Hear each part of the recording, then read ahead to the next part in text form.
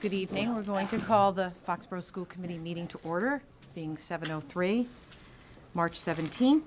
The agenda is as follows for this evening. 7 o'clock visitors, 7:10 approval of minutes, 7:15 teaching and learning highlights, Boston Globe Scholastic Art Awards, 7:35 district curriculum cycle review, Dr. Berdos, 7:40 Mass Q evaluators process and technology indicators, Ms. Spinelli, Dr. Berdos, 8 o'clock strategic planning process and timeline, Ms. Spinelli, 8:10 donation of golf cart to Foxborough High School, Mr. Yugna, 8:20 other matters, 8:30 we will be entering and going into executive session for the purpose of discussing strategies with non-union personnel, individual contracts, including the superintendent.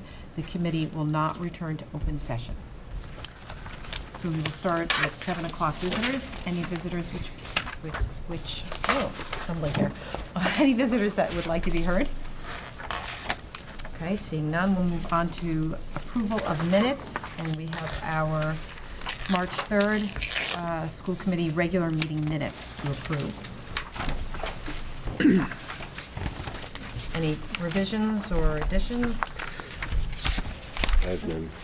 Okay, I'll motion to accept the minutes as presented. thank you. Second. Any further discussion? All those in favor? 5-0. Thank you.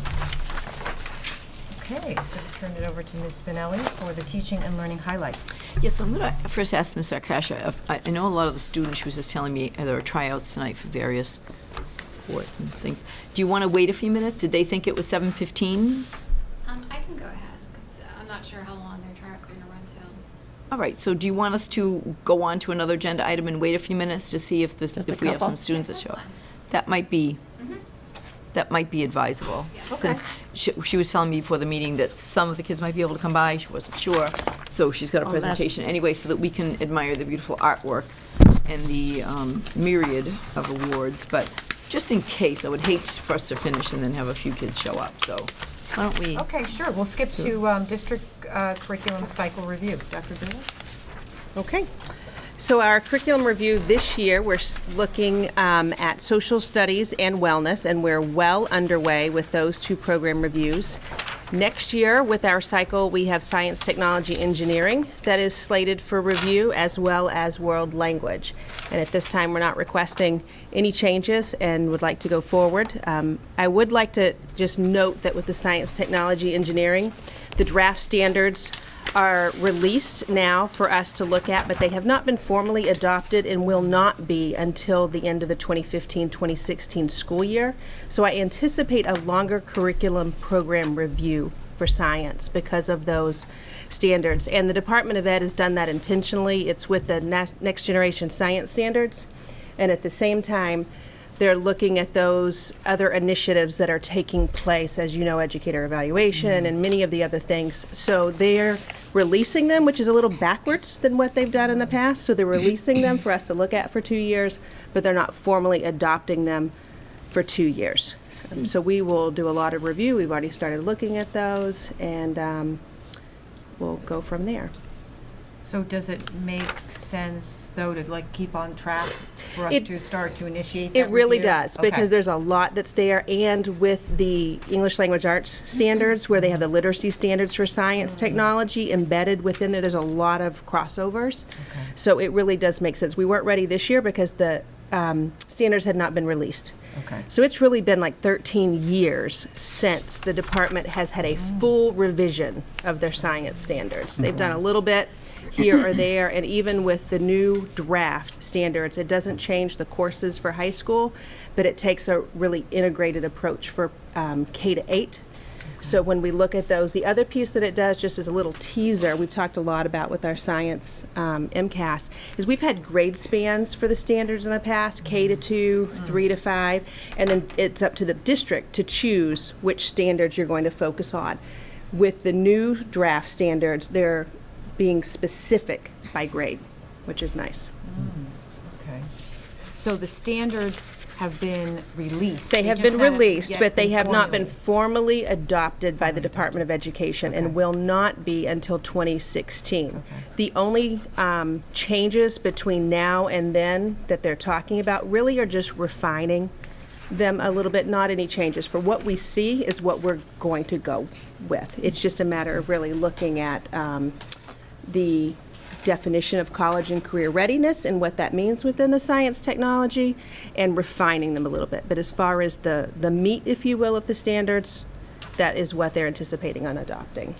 There's been a lot of talk at the national level from the President's Secretary, Education Secretary, Arnie Duncan, about not being in favor. He is personally, obviously, in favor of the Common Core adoption for the state standards. But one of his comments, a lot of his comments have been, when speaking publicly recently, that giving teachers more time, that this rush to expect everybody to automatically adopt and to do it well, that I just read something, but he's recommending slowing it down and give teachers time to really absorb the changes. So I guess I'm not surprised that they're going with 2 years to give it a little bit more time, but that doesn't mean they don't expect states and districts to start working with them to see, so that I think they're trying to, which is what we've been saying, slow down the change, the pace of change, not to slow down change, but how to give us time to be able to do these things, to do them well. So I guess that fits with what he's been saying publicly. Yes, would you like to come up to If the this mic? like when we changed from the curriculum to Common Core 2 years ago, a couple of years ago for ELA in math, Very similar. it will be the same thing for science, just like ELA and math, right? Yes. Very similar. Trying to see what the country is trying to do with in the direction of science education in the United States, and how we then change what we do to go with that. Yes, same thing. Okay.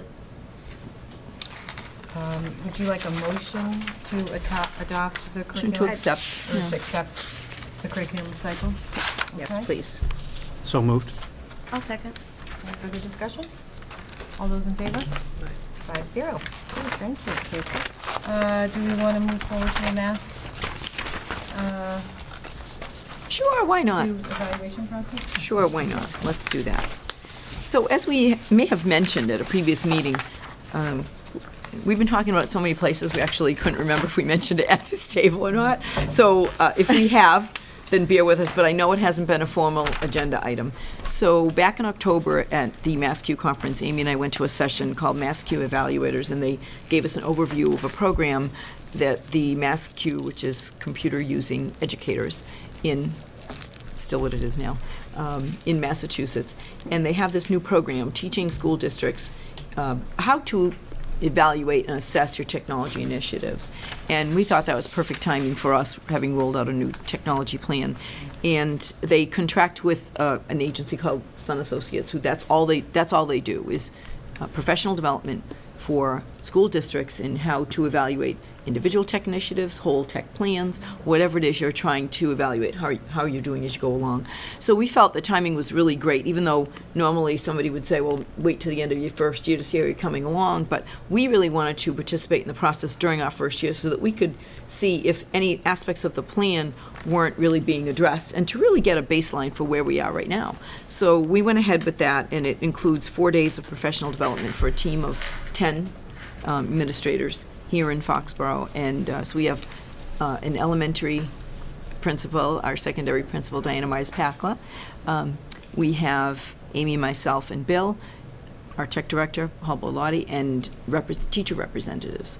So it's been a lot of hard work. We've learned a lot. And so what you see tonight, so just for the public who may not be having something in front of them, the MassQ Evaluators project provides district leaders with tools and techniques for evaluating district-wide technology initiatives, gauging how instructional technology is currently used to support teaching and learning, and building our capacity to ensure effective integration of educational technology. So we expect this process will help us monitor the implementation of the plan, not only in year one, but also going forward, and to guide our instructional decisions about technology in the future. So I've already talked to you about our MassQ team internally. And so what the team did in the first few days of training is we looked at our whole plan, and we developed a set of descriptive indicators based on that tech plan. And we will be measuring our performance against those indicators. So I'm going to turn over to Amy in a minute, but what we've provided to you in your packet is a copy of the 4 broad indicators. And the general categories are a very lengthily described indicator for student skills and outcomes, an indicator for technology teacher skills and pedagogy, an indicator for administration and district policy around technology, and an indicator for infrastructure. So what we're doing is starting our data collection process this month, and it'll continue until April 17th. And what we hope to do is to collect evidence of where we are in those indicators. So very broadly, the indicators describe, in terms of students, what do we want students to know and be able to do with regard to the use and integration of technology, and the indicator outlines more specifics around that. In terms of our teacher skills and pedagogy, what skills, both pedagogical and technical, do we want teachers to have to support the development of student skills and outcomes? In terms of administration and policy, what should be the role of administrators and district policies in supporting teachers and students in leveraging technology to support the desired student outcomes? And in terms of infrastructure, broadly, what sorts of technology-supported learning environments should the district have in place so as to support students, teachers, and administrators in their work to reach the desired student outcomes? So that's where we're starting. That's the core, and the indicators are quite lengthy. If people want to read them, they will just ask. And in terms of our data collection, that will also be quite comprehensive. I'll turn it over to Amy to tell you where we are with the data collection process and how many different types of data we'll be collecting. All right, so those indicators really are our measure of success. There are action steps, so to speak, and in order to measure those, we needed to collect multiple forms of data in order to triangulate that data.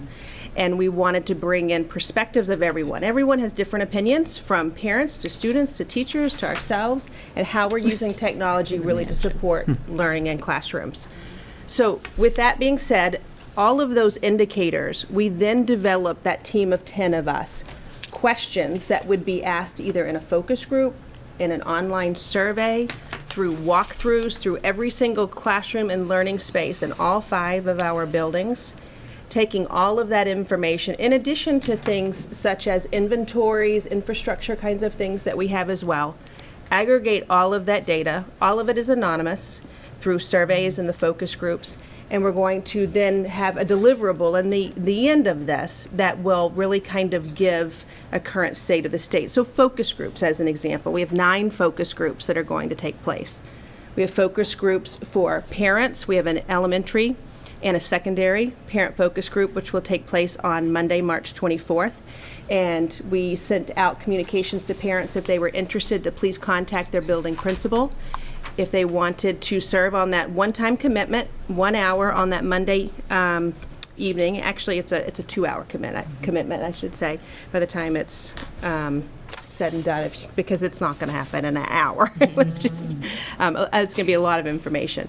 But so we'll have the secondary parent focus group, we'll have an elementary parent focus group, and it's really important that the person leading these groups is really unbiased and doesn't have a connection to the constituents that we're talking with. So whether it's a focus group for teachers, if it's an elementary focus group, it's not going to be elementary teachers that are facilitating that group. It's people that really are unaware or unknown to them. So as an example, with the parent focus groups, myself and Bill will be leading those particular focus groups on that evening.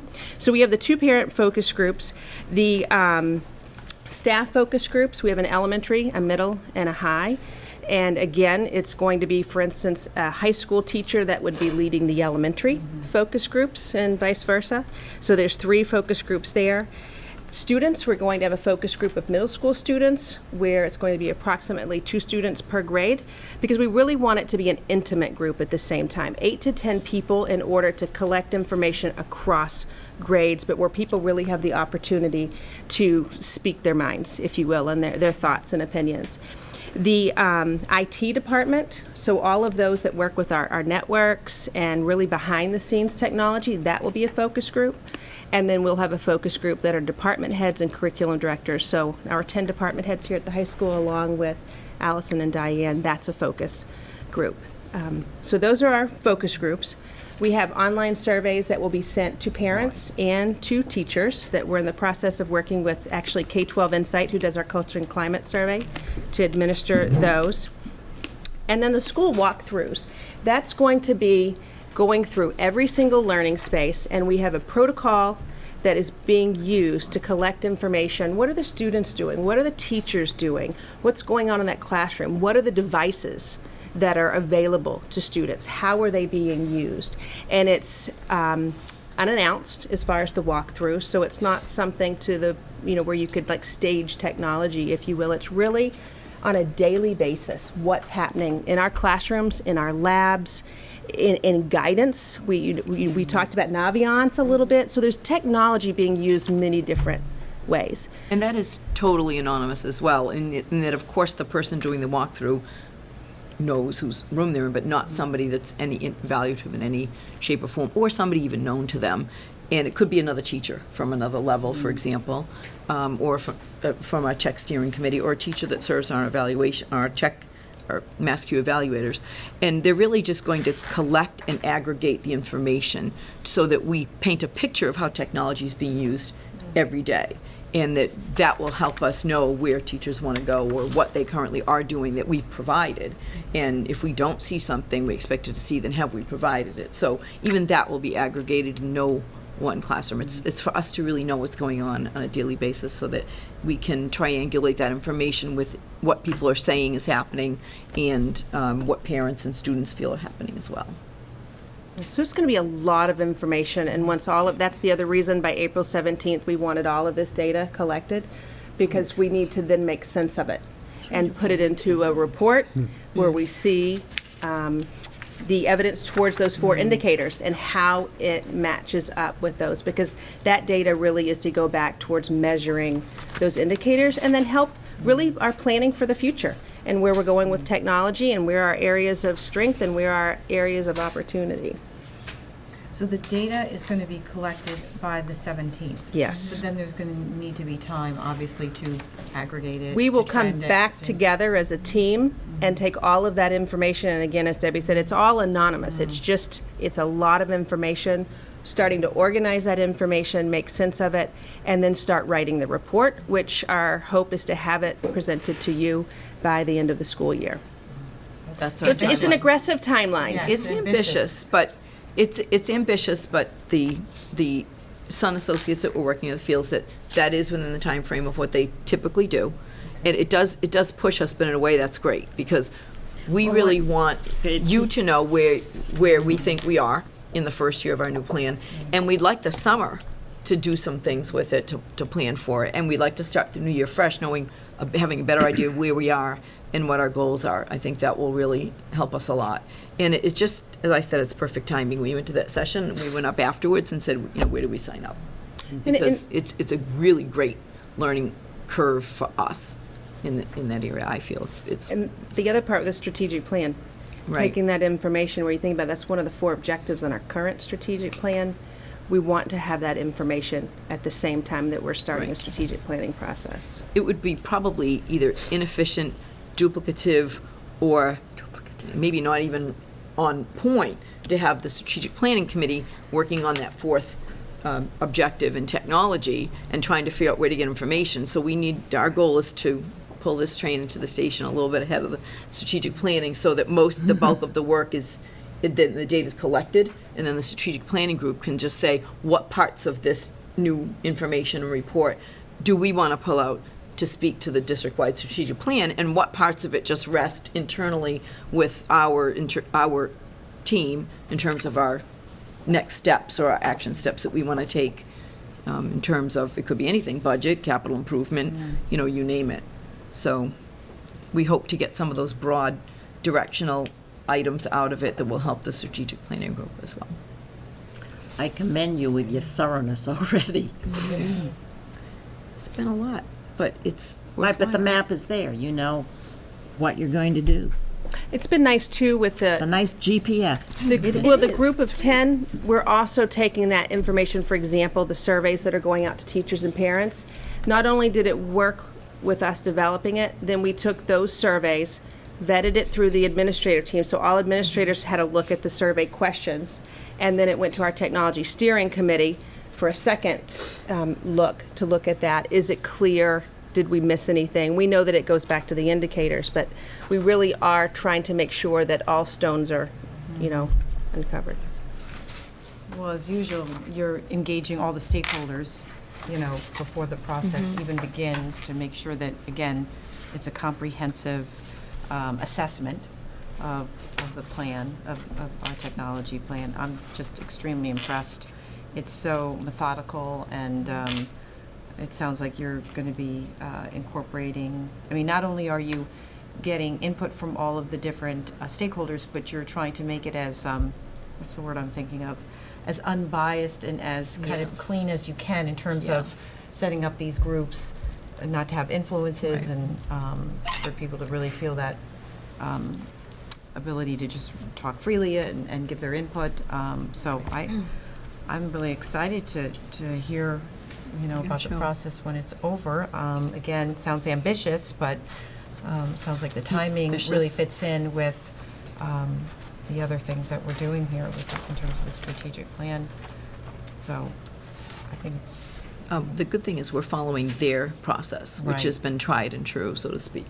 So that's been really helpful for us to have a template and a framework to follow an expert's process, and we'll learn from that. And then we'll also retain the skills so that the next time we implement something with technology, we could do a smaller version of this and just focus on that one initiative. Right now, we're trying to measure everything, but this type of training will help us in the future, because it's not like a curriculum review or, or educator evaluation review. It's not like other types of reviews that we do. So we've learned a lot. It's been good. Go ahead, Bruce. After you. I was just struck with I know we discussed this last week at the parent leaders meeting, but I was struck with the program review indicators just to hearken back to the theme of focus, how you distilled that very extensive, comprehensive, lengthy Right. technology plan into 2 pages and 4 indicators. I think it streamlines it. It focuses on what really the meat is in the program, and I'm looking forward to see how the data shakes out Yeah, and what we need to do with it. I was going to just compliment you for the design and thoroughness as always, but also try to provide a little bit of thought from this table, and that is I would encourage you all to be very honest with where we are. Not that you wouldn't be, but maybe from the committee's perspective, and by nodding of heads, maybe there's some consensus. I just think that this is going to be such a differentiator for public education Totally. going forward, that I don't think we should just say, oh yeah, BYOD, bring your own device to school. We've got that. Right. Let's not stop there. Let's say, okay, we've got that. How's it being implemented? Is it being implemented? How many kids are using it? I just feel like we're at such a critical time for technology that, from my perspective at least, I would love to see you come back and say, you know what, yeah, we've got a bring your own device policy at the middle school, for example, but we really need to take it to the next level. Right. And here's what it will take, and I don't know if we can afford that as a community, and we'll figure out how to do that, but, if kids are going to start to really use technology in school the way they do at home or in their everyday life, this is what it would really take. So my only perspective, not that you wouldn't do this already, but just be very honest and thoughtful and tell us what it's going to take, because it's so new to public education still, It is. this total technology immersion that our kids are in. So important. I couldn't agree more. And I actually feel, I want to say, the work is not relaxing, but I feel relaxed about this, because this is not for us to measure how well we've met certain goals. And so Right. we're approaching it with this, I hope our data supports what we think is happening. We don't think that at all. We know we're absolutely at baseline. So this is our way of really facing open and honestly, where are we really? And while we're trying to do so many things, what does this really mean for our next step? So I feel relaxed about the fact that whatever comes out of this, it is what it is. Right. And it will actually help us advocate for what isn't, Right. if you will. So for that, I've taken that totally off myself. So I Yeah, couldn't agree right. with you more about that. Right. Thank you. That's a great point, Bruce. And I think because it is kind of unknown, and there's so much distance to go in We terms do. of this, that I think that we also shouldn't hold back on what our vision is of what we Yes. want it to be. And again, to come back and give us that information, and then again, we can look at it and say, the budget can't support it, or maybe we can try to get these kind of external resources to help support it. So it is a very exciting time that we can kind of look at the broad horizon and see what's out there, what can we do, and So, yeah. And I that's- think it also relates to, if you remember, I know I've been open about saying in the past that I didn't feel we were doing a good enough job being able, I don't even say doing it, but being able to communicate to the public, whether it's you publicly or the constituents or the parents, where were we with technology and where were we trying to go? That idea of where we were and where we were trying to go existed in the collective minds of a small administrative team. But we couldn't really communicate publicly, and that's why we worked so hard on creating a new version of, not a new version, a completely new tech plan back in the summer and into September, and shared it because we knew we weren't where we wanted to be. And so we had to have something to be able to try to describe that and communicate it. And so with this, I think this just brings a new level of, first of all, what do we want to communicate about where we are and where we're trying to go, and specifically, how are we going to get there and where's our focus going to be. So I think it's just another better phase of trying to do a better job communicating to the public about our status and our vision. Well, the issues are so challenging, right? The kids get on the school bus, they pull out their devices, they're texting or talking or communicating all the way to school. They get into school, and then what? Leave them in your locker or put it in your pocket or turn it off. And if you weren't to do that, if you were to say, okay, let's let them keep learning that way, I mean, you guys all know this, but, the question is, how does that impact daily instruction now? And what's good and what's not good and what's appropriate, what's not appropriate? I mean, it is a set of really interesting challenges now, but it has to be grappled with. So I would just encourage you to be as honest as you can be and let Foxborough be another, let this be another area we can be a leader in terms of how we navigate these waters. To Bruce's point about the candor also, this is a good roadmap, and I know everybody's working very hard on it. Can some of the data that we get working with Sun Associates, which isn't Larry Ellison coming in from Sun Microsystems, I think we all know that, but can this data be repurposed for like writing grants once we find a needs analysis in there somewhere?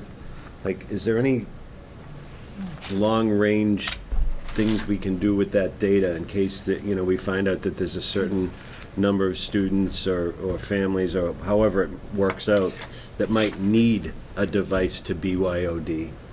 And We already know might be that, many- actually. Okay. Our culture and climate surveys collect information about whether kids have access to technology at home. So that isn't necessarily one of the key things, because we actually do get that. We get the exact number, and it's small in Foxborough. So your original question was about grant writing. Well, any information, no matter where you're applying for grants, the more specific information you have, the better Right. off you are, Right. instead of just supposing and So this would be a begging. great So- collection of data. Right. I mean, wow. So Well, thanks. it's been good. We'll be back, Okay, probably to be June. continued. Well, I'm sure you'll hear pieces along the way. That's another good thing that you do is you update us as you go along. Like the survey's being launched at this time, the window closes at this A lot time. going on. A lot. Do we want to go to strategic? Why don't we? Keep going? And I think we should go to Ms. Arkasha. Oh, you want to? Oh, okay. I think since it was posted at 7:15, Okay. if they were going to be able to come, they would come by now. So. Hi, welcome Kelly Arkasha. She's our K-12 art department head. Thank you. She's Thank here you with for some having great me. news. Absolutely, about our and art even better students. news. Thank you for having us tonight. Again, like it was stated earlier, we have a lot of students who are trying out for softball and for lacrosse. So as much as I want them here, I'm happy that they're playing sports and well-rounded too. So I'm wishing them luck tonight. So the Scholastic Art and Writing Awards is the country's longest running and most prestigious national awards program offered that recognizes student artwork from grades 7 through 12 and offers opportunities for art exhibition and scholarships. This year, the School of the Museum of Fine Arts decided to partner up with the Boston Globe to sponsor the Art Awards and to help support the arts in schools across Massachusetts. Usually what happens is the high school art teachers, so Miss Schuster, Miss Turcott, Miss Trice, and myself get together and we pull the strongest pieces that students have created from May from the previous year up till about January, and then we submit the work. This year, with the School of Museum and Fine Arts coming in, we were allowed an unlimited amount of pieces to enter. So we decided on entering about 40 pieces into Scholastics. And come to find out that in Massachusetts alone, there was 13,000 works of art that were entered. That's at the regional level. So 13,000 works of art were submitted and then judged by a panel of distinguished artists. And luckily, our students continue to do extremely well and to beat the records. Last year, we had beaten the record at 22, and this year they took 25. So they continue to beat the record, which is awesome. So we got 11 honorable mention awards, 8 silver keys, and 6 gold keys. Along with those numbers, we had 2 gold keys that were won by a pair of siblings, which is very unusual. We had a silver key that was won for a community service project, part of the Empty Bowls project, where the students helped to raise money for the Foxborough Food Pantry. And we had a senior who won 4 honorable mentions, including an honorable mention for the 2014 yearbook design, the cover, and also for her entire senior portfolio. She'd won an honorable mention. So those are pretty big as well. And then one more fun fact. Out of the 13,000 works that were submitted, only 800, so out of 13,000, only 800 were granted gold keys. Those pieces are an exhibit right now at the Boston City Hall, and we have our 6 gold keys that are there right now. So those 800 were sent to New York City to be judged at the national level, and today at 1:50, we found out that 2 of our gold key winners got national awards. Oh, wow. Could you Which read is those huge. 2 names first and then read all the names and what they won? Absolutely. So again, out of the 800 that went there, only 74 Massachusetts gold keys got national awards, and we are 2 of the 74. So that is huge. So those national winners were Amber Daphne, who won a silver key for a mixed media piece in nationals, and Kaylee Tron. Amber is a junior and Kaylee is a sophomore, and Kaylee won a gold key for digital art.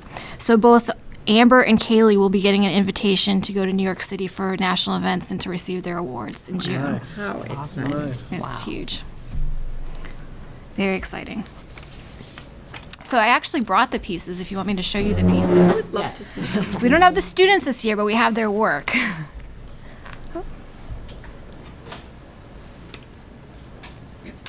So again, we have 6 gold key winners, and I want to point out that 2 are siblings this year. Andre Jabiri, who is a freshman, and Sophia Jabiri, who is a junior. Andre won for a digital piece, and his sister won for a drawing. You can also see the range, which is really nice. The gold keys, we have freshmen, and then we have a couple of sophomores, and then it goes all the way up to seniors. So this is a gold key piece by Patricia Eva. Patricia couldn't be with us tonight because she's actually in New York City right now touring schools that she got accepted to. So she got accepted to School of Visual Arts, and she got accepted to, I believe, Parsons, and she's looking for their photography program. So she's coming back from New York City right now. This is Andre, so this is our freshman who won a gold key for his digital piece, and this is actually the very first piece that they did in computer-based advertising and design. So his first piece he did during the year won a gold key in regionals. Can I ask a really ignorant question? How is that created? What is that medium? This is done in Photoshop. Okay. So our graphic design courses, they will start with Photoshop and then go into Illustrator. So this is part of your technology. Photoshop is one of the softwares that's used in the industry. So they use it in design studios. And this first piece is called Where I'm From, and it's actually based on a poem by George L. Lyons called Where I'm From. And the students read that poem, and then they write their own poem about where they're from, and then they create a digital piece based on that. So this is his piece. Very cool. So all the images are, he either took himself To high school. or he scanned in, and then he put them together in Photoshop. Thank you. And this is his sister Sophia's. So this is a drawing. She did this as an etching. I believe this one's called Silver Lining. This one's Nick Segru, and this is his graphic design piece. This is for social issues. In graphic design, they always have to do a social issues poster where they deal with something that's their target audience is students their age, so a social issue that they face. So he did his on the media. And this is Amber's. So this is our National Silver Key. One of our big pushes this year, because next year we're going to have AP Art, which is wonderful. So one of our big pushes this year has been to have students find their own voice in their work. So not just do projects for project's sakes, but really like flesh out a theme and come out with their own, personal voice in their pieces. So this is Amber's piece, and Amber all year in portfolio has been dealing with nature and the figure. So she did the two smaller pieces, are watercolor paintings, and then she actually constructed the frame out of metal and piping, and so that hangs that way on the wall. And I'd like to thank Mr. Arecchia, who's also helped us a lot this year with our multimedia pieces. And this is our second national piece. This is Kaylee Tron, who's a sophomore. She actually did this one last year as a freshman at the end of the year. They have to, in graphic design, reinterpret the alphabet. So she did the alphabet. We've had students who've done it before as sign language or ASL, but she did it where the shadows cast on the wall create the alphabet. That's amazing. So it's got a national gold key. Then our silver key winners. So we have 8 silver key winners. This is Mackenzie Anderson. It's a little hard to see. It's talks again about social issues, so she's being plugged into the wall. We talked about the students getting plugged in all the time when they're off the bus or at home. So she's literally being plugged in. She's plugged in. Mm-hmm. This one's Brianna Boger, so again, talking about emergence of a personal voice. Brianna's been doing a lot of her pieces in portfolio based on how people see her and then what she sees of herself. So she does a lot of pieces on mirrors and glass. So that's a sculpture or That- an image? That is a sculpture. Wow. Yeah, that was drawn on glasses.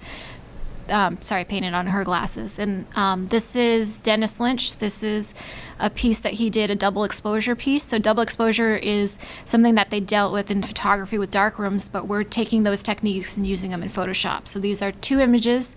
The woods were actually shot outside of the school, so in the back of the school parking lot. And then he shot in the studio the picture of himself, and then in Photoshop he did the exposure. Wow. This is the empty bowls piece. So the sculpture and pottery 2 students created bowls, and they sold them in the school. And the funds that were raised, they were able to raise over $200 that went to the Foxborough Food Pantry. And then the senior ink class decided that they wanted to help out, so they created a logo for the Empty Bowl project. And this is Molly Slyman. And Molly took this logo, and then we made T-shirts, and we sold the T-shirts for the profits to go to the Foxborough Food Pantry too. And the interesting thing about this piece is Juliette Weiss, who you may have known, she's an alumni, came back, saw this piece, loved the logo so much that she referred Molly to a local company. So now Molly's doing a logo for a local company in town. Great. She's had quite the successful journey so far Yeah, in art. absolutely. This is I like it. Sarah Spillane. Sarah won a piece last year in Scholastics too, and this is, again, reinterpreting the alphabet. So it's cool seeing the different directions kids take on the same project as well. So she did her alphabet as titles of books. It's in Photoshop. And then Robin Storer, her self-portrait.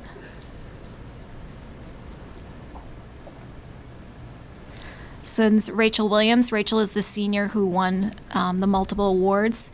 So she won a silver key for her travel poster. This is done in Illustrator. So this is the second software program that we use in graphic design. And literally all the colors that you see and the shapes you see are drawn on the computer. So there is over 400 layers of colors and shapes in that poster. Wow. And honorable mentions, we have 11 honorable mentions. We were really excited this year because it's been a couple years since we've had pottery pieces. So we're really excited. Miss Schuster and Miss Turcott sat down and really looked at the curriculum, and they pushed the students for really concentrating on the form. And because of that, we had 3 pieces that made scholastics for ceramics. This is a piece by Lindsay Cuniff, and this is an illustrator piece. So this was interesting. They had to take their day and what they did during the day, and they had to draw it out in icons. So this is how Lindsay spends her day. So it's hand-drawn in her sketchbook, and then she scanned it into the computer and redrew it so it's digital images. That's great. Notice how she didn't say what time she goes to bed. Play with phone. Yeah, that's fun. This is another Amber's pieces. So Amber had won the National for Mixed Media. This is her painting. And Cooper Vacheron, another one of our wonderful alum, had done a video for us that's on our website. If you go on the school website and you check out the art department, and Amber's actually painting this piece in that video. That's so sweet. This is Andre again, so a freshman who's taking CBAD for the first time. So he got a gold key, and then he got 2 silver keys for digital work. And then another one of our pottery pieces is Jackie McNeff's. She is a junior. It's a beautiful piece. You only see it from one side, but if you see it from the other side, it looks like an open rib cage. But she did it as wings that are folding in. And then this is the same project, this exposed coil piece. So Maren Wilson. Robin Storer again. This is a drawing that she did as an etching. So you saw Sophia's etching of the trees before. This is Robin's take of the trees. All the eyeballs. Yeah, very surreal. And then this is Rachel's honorable mention. So this is going to be the 2014 FHS yearbook cover. Oh, wow. And this was done in Illustrator. Wow. And then Rachel's, they had to design a gig poster. And then her senior portfolio. So this is a piece that won a Scholastic last year. So if a senior gets a Scholastic for their portfolio, it means all People want. Right, Anne, all 8 pieces Wow. were qualified. And this is a cool project that they do in CBAD where they have to redesign one of the book covers for a book that they read in one of their English classes. The alphabet again. It's hard to see, but all those little lines are colored pencils. So she laid out colored pencils, and then the negative space is what creates the letters. really? Wow. Yeah. That's unbelievable. And then this is a project with figure ground. So they study how they interpret figure ground in positive and negative space using just their initials. And this is a 3D piece. This is a book. And then I just wanted to add real quick that we have a show April 11th through the 12th at the Artist Studio and Gallery in Patriots Place. Frank Quinn and the wonderful people at the Foxborough Art Association have welcomed the high schools to show there. So our weekend is April 11th through the 12th, and we're going to have an opening on April 11th. And since we have so many seniors in portfolio class this year, we decided to really, focus on the senior exhibit. So each of the seniors will have 3 pieces in the show, and then we'll have the gold keys exhibited there as well. You know, that the 11th is a Friday. Would that be in the afternoon? It's going to be at 5:30. Yep, 5:30. at night. I know they've had all the area high schools Yep. exhibiting, and I love the fact that we're last when it's more spring-like. Well, the reason for that is because People last year we got snowed out. so I made sure, I said, can you mark us down for I the was very last wondering one? about that. Like, I wonder how you got Yeah. the last. Yeah. This is an annual thing that we do. We started this about 3 years ago when the Boyden was being rebuilt. Yeah. Renovated? Okay. Yep. And then we also have the Monumental Show. So last year, you guys saw there were a lot of little tiny pieces on the wall. The Monumental Show is going to be here. This year, our theme is dreams. So the deal with the Monumental Show is that it's an all-school exhibit, and I actually have entry forms for all of you. Uh-huh. And teachers, staff, students who take art and don't take art, we encourage them to submit pieces, and the only criteria is that the piece has to be under 2 inches in all dimensions. Every year I'm asked and say I'm not creative. I might do one this year. Just to show how little talent I have. We all have to. Busy, you're gonna be writing, It's all- you're gonna you be know, writing our new It's so report. small that people will shake their heads, but And then the last of the art shows that I want to mention is the elementary arts shows. So April through May, we have a lot of art shows happening. May is all the elementary and the middle school art show, which is wonderful. It's amazing seeing the students get so excited about their work and parents walking around with the cameras taking pictures. the kids are all excited to show, too. Can I ask a question? Of course. Kelly, it seems to me like every year we have a list of art awards. I can't put I'm trying to put this in perspective. You know, you hear about the Foxborough music program all the time. We should be hearing about, we are hearing. about the We're pushing Foxborough it a art lot. program, aren't we? How long have you been here? I have been here, this is my 11th year here, and my second year as department head, but I've worked at all the levels of school. So I started in middle school, went to elementary, and then high school. What do you attribute all this success to? I attribute it to the support from the town, first and foremost. I think answer. there's an incredible amount of support. You know, the facilities we have, when we have people come and tour it, they're constantly saying, wow, this is like a college. You know, they look at our CBAD room and they look at all our studio spaces. So absolutely the support of the town first. And then just the support of the schools and you know, the students and the staff. And we really push that. We push for our community in the classes, so. You know, I'm just thinking, as you were talking about these, I mean, this is just so impressive, and I'm thinking about sports and how we recognize sports in the gymnasium, where we have those, I can't think of the word, but banners, thank you, banners. And I'm just wondering, do we have a place where we are recognizing, again, the incredible work in the art department and the accolades that our students receive? It's a great idea. That is a great idea. Because, you know, you talk about students that have come and gone, you know, and then are coming back and giving to the students that are here, but I guess in some ways I feel like we should memorialize it in some way, for maybe lack of a better word, but really, you know, recognize those students who are making these accomplishments. You always have an incredible display out here in the, you know, in the casing. Right. But I Something that I stays would here love after that. students leave. So Absolutely. that we would recognize be these Absolutely. students. I would love that, and we're really pushing the community.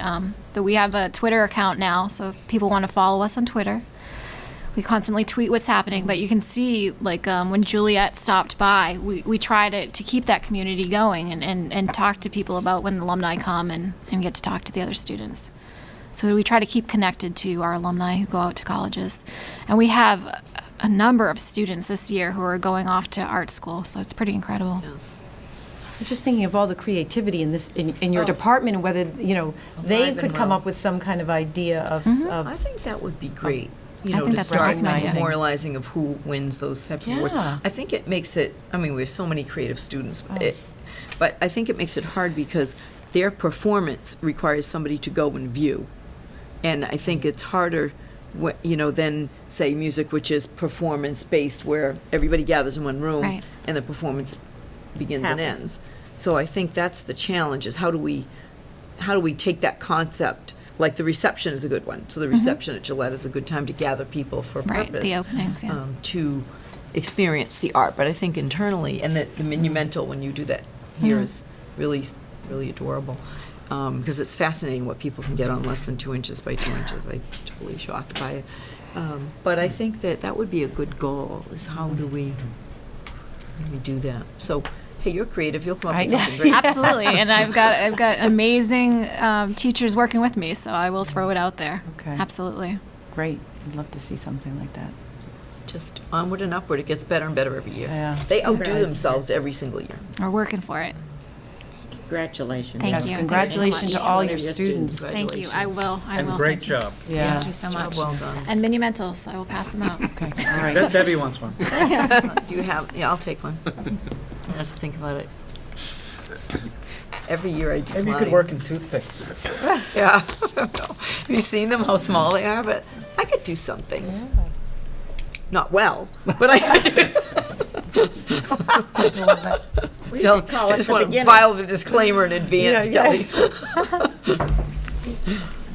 right. You know, every time I say that, though, the art teachers, we have a very strong art department. Every time I have said that out loud, so I'm back, I always get the same answer, that if I feel that way, it's because I didn't have a really good art teacher, and I bet they're right. Yes. Now, see, if I were here now, maybe I would have turned out differently and more creative. Wonderful. Yes, thank you so much. Yeah, I know, it's hard. I can barely draw a tree, but Diana, stay. that was wonderful. Boy, just so impressive. Wow. And to think, in her first 2 years, I she know. surpassed the goal in the first year and then surpassed that goal. I think you're right. Unbelievable what those teachers are doing with these kids. The other part too, though, it's the collaboration. When you think about the cross-curricular connections they're making within every department, it's unbelievable They are. how I know. much the connections that are there and the people that are from other departments that are on board to see the success. Now, read the poem, then write the poem from your Yes. perspective, and then digitize it, or take it into the art It's a form. lot. All right, we're going to move on to strategic planning process and timeline. Yes, so as you can probably tell from reading, I am slightly less sure that this train will pull in the station at the time that I think it is, as opposed to Mass Q evaluators who seem to be on track. So strategic planning, to remind the committee, our strategic plan, as you well know, is coming to its end, or to its fruition, at the end of this school year, because it's a 3-year plan that you approved in May 2011.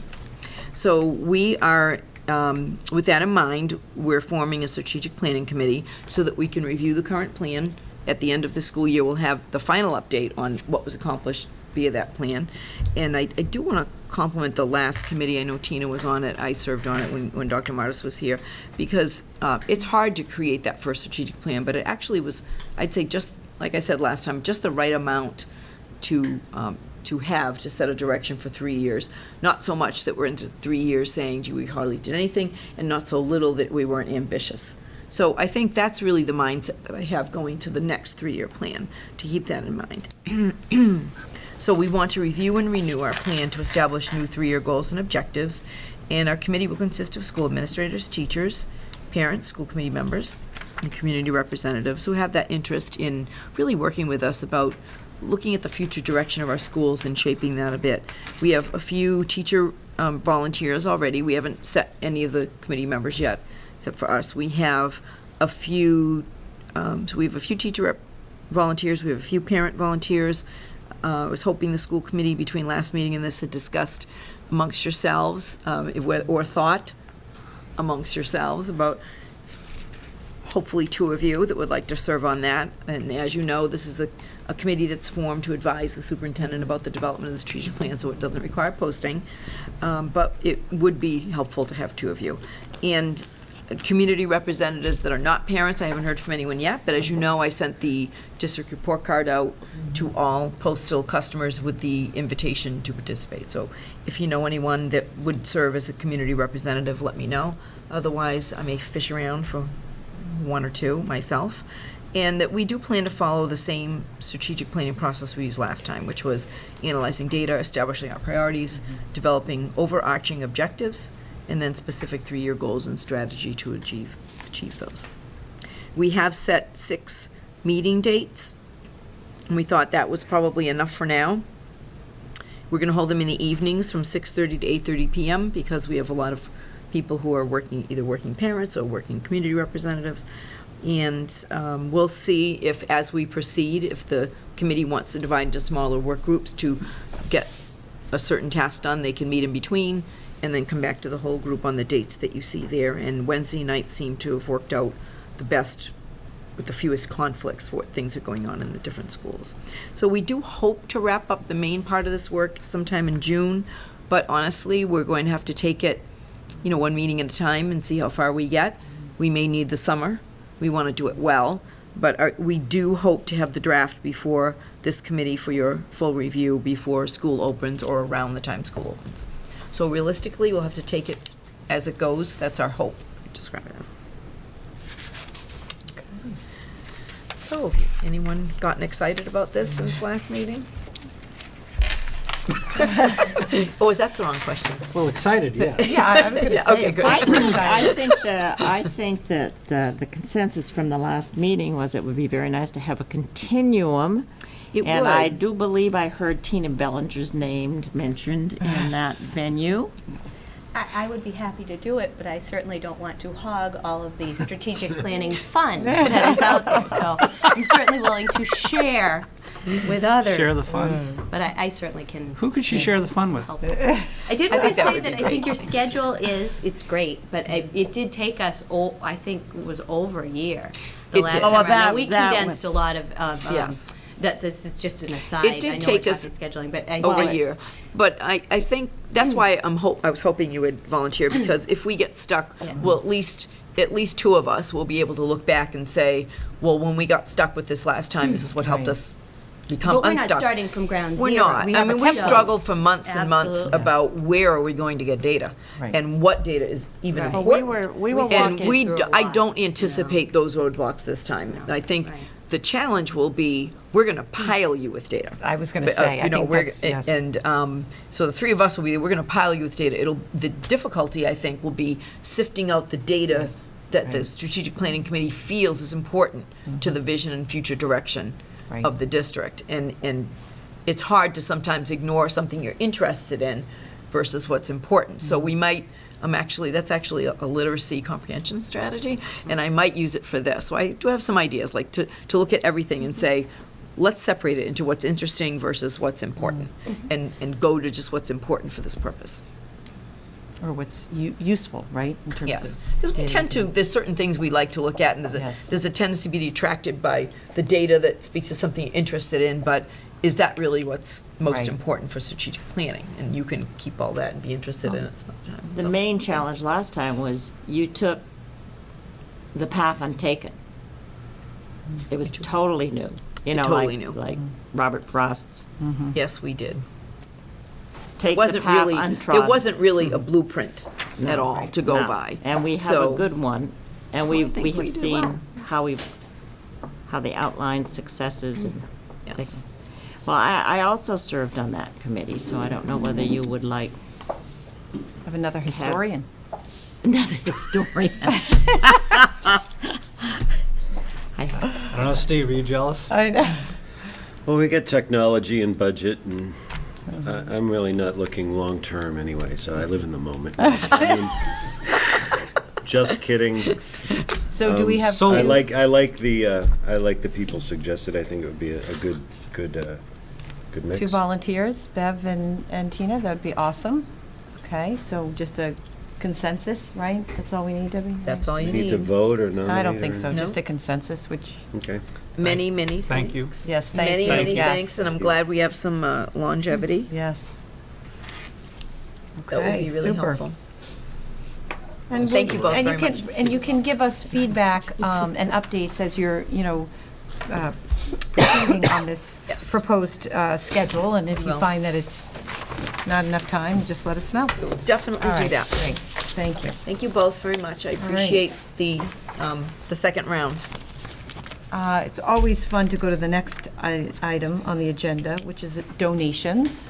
Donation of the golf cart to Foxborough High School. Mr. Yukna. Yes, one of our residents has graciously offered a relatively new golf cart, 2008 gas-powered. As you know, we use one currently for our trainer to be able to get, when we have all the fields in motion, it's a little hard if they need to move around. We did buy a larger piece of equipment to use on the turf field, but that's really more of a maintenance type of thing, although it has more capabilities than most tractors and things do. But this one is actually kind of neat because it's a two-seater in the front, but it's got actually like a dump truck or a pickup truck back to it. Not that big, but I mean, that's style. A bit. Which is great when you need to move stuff around. Okay.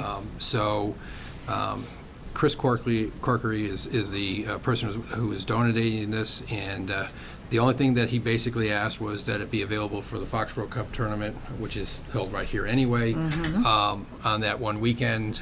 I personally have no issue with that because I'm sure our other carts will be out there anyway. Right.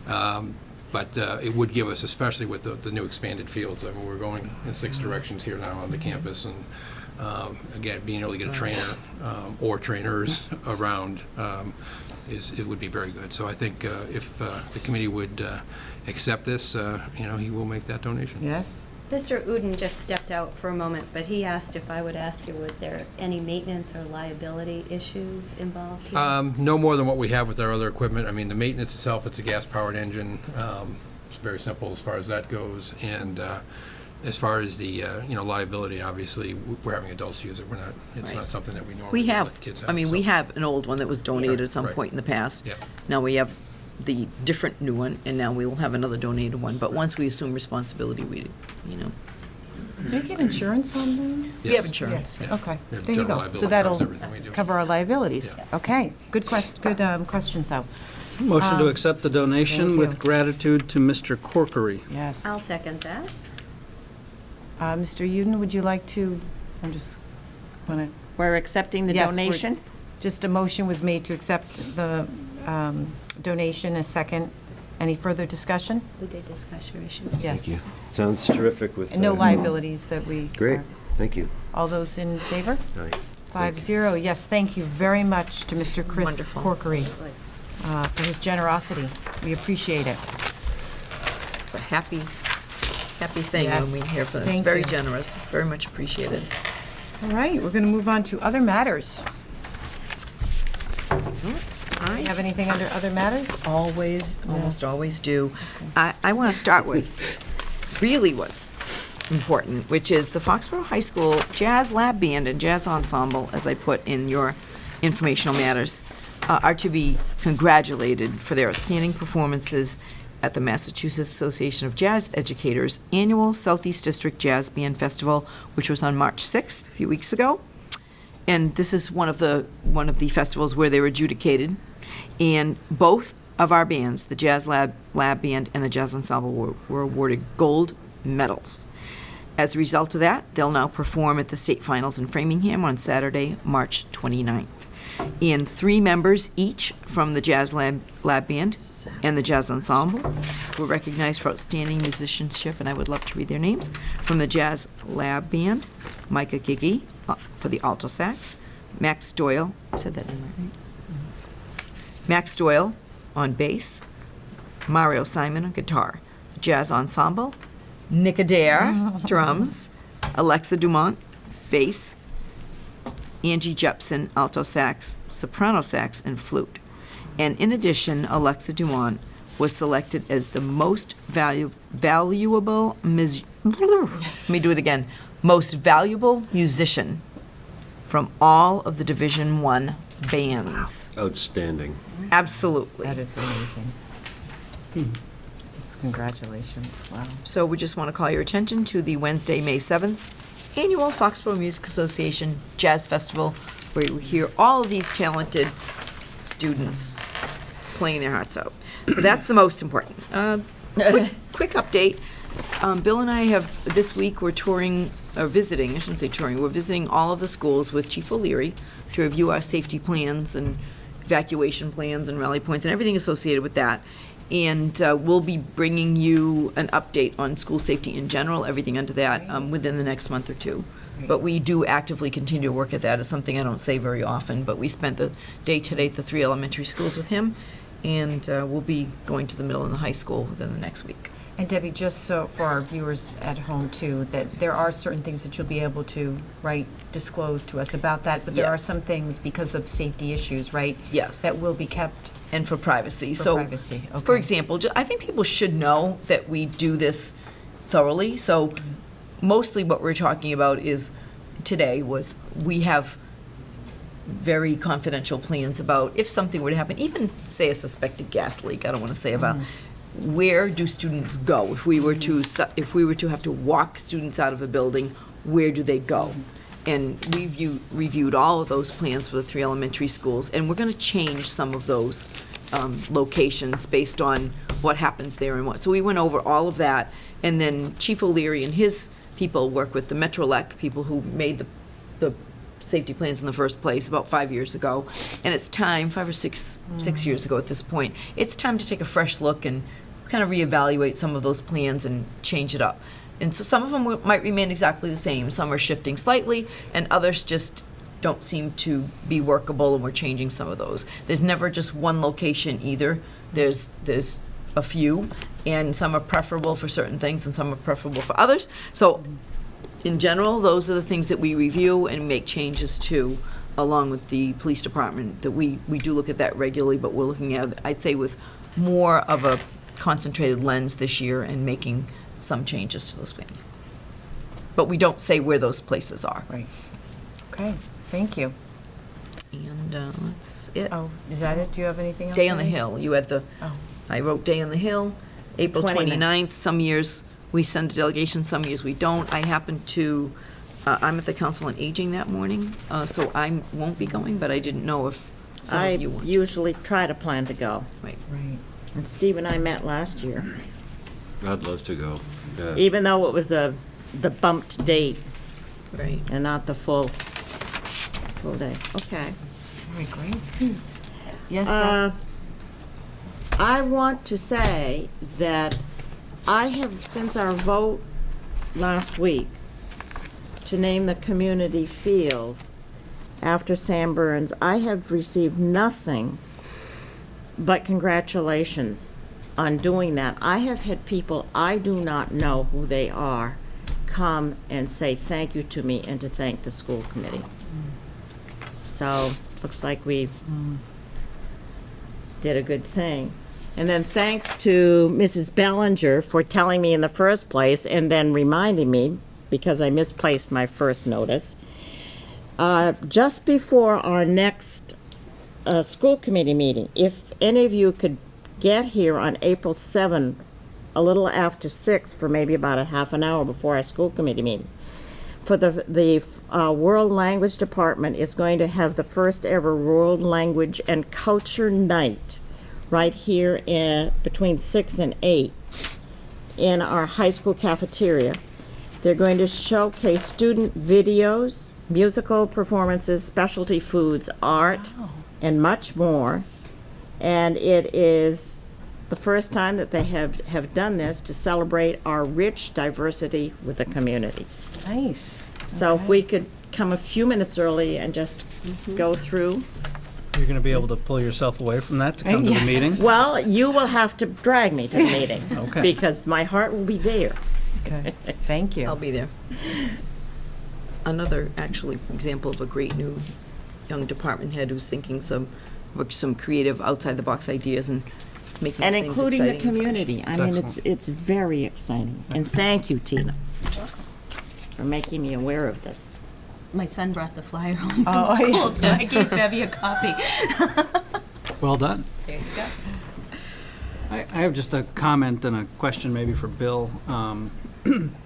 But the last few weeks, we've been traveling to some high schools as outdoor soccer season begins and noticing what nice turf fields some of the other schools have that we're able to utilize at this time of year. And it's so nice to be able to say, oh yeah, we have one in Foxborough now as well. Now, on the news tonight, they actually had a feature of one of the area towns who's having to use their turf field for baseball and lacrosse and softball, and because everything else is underwater or under snow still. Have you got any kind of, we didn't prep you for this, but any comments on how we're going as we start to turn our attention towards spring? I know baseball tryouts are this week, and I know everyone's doing what they can to make the best of this challenging spring season. Well, and that was always the assumption was that it would be the first place we could get athletes back out on. Baseball always has had that challenge because it's a little tough to play in the gym to see if someone can really, field a ball and that type of thing. So having the turf field gives them that type of a setup. Caitlin actually has done an excellent job. If you saw the schedule already, which is laid out for the entire spring with what the high school and how it will be used. I would say if we had lights, it would be even more amazing, but it's every bit of daylight time is right now is kind of scheduled between the high schools. Caitlin and I both met with the Fields Committee, which is basically all of the other organizations in town, whether it's baseball, on the youth side, soccer, lacrosse, as to how they'll get on the field as well. The soccer organization is asked to be able to use it for a 12v12 during the tournament. And it would be kind of like the highlight of their tournament as well as being able to use it. So I think, again, it was designed to be a community field. It's obviously going to have a lot of impact on what we think the high school can do, because we will have access to the outside faster than we normally will. I know lacrosse was out there this weekend using it. It does melt faster because the black rubber that pellets that are in there actually will bring the heat up faster, just like it does on pavement, than it will on regular ground. So we are staying away from shoveling after speaking to a number of the local towns, because it really can destroy the flexibility of the fibers. So we don't wanna do that. that being said, without any more snow, No it way. looks like within probably by the end of this week, it'll pretty much, if you look out there right now, it's pretty much clear already. And again, once it clears, because of the material underneath, it's well drained, so there's no concerns of water or anything like that. So I think we'll have a lot of use out of it. They're already, like I said, you could see the fence was open today, so I know they were all out there today from the high school side. But the community side is also looking very much as interested in getting out as quick as they can too.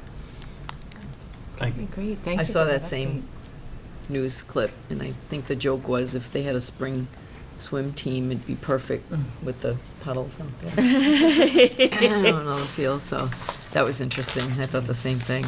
It's not been a great winter for, But on the other hand, it's a great late winter, early spring to have a turf field. yes, it is. It's a good time to have turf, so thanks. Thank you. Anyone else have anything under other matters? Okay. I just wanted to say, I saw Tina there, and I had a blast at the Ahern reading day that we Read had. Across America. Yes, that was fun.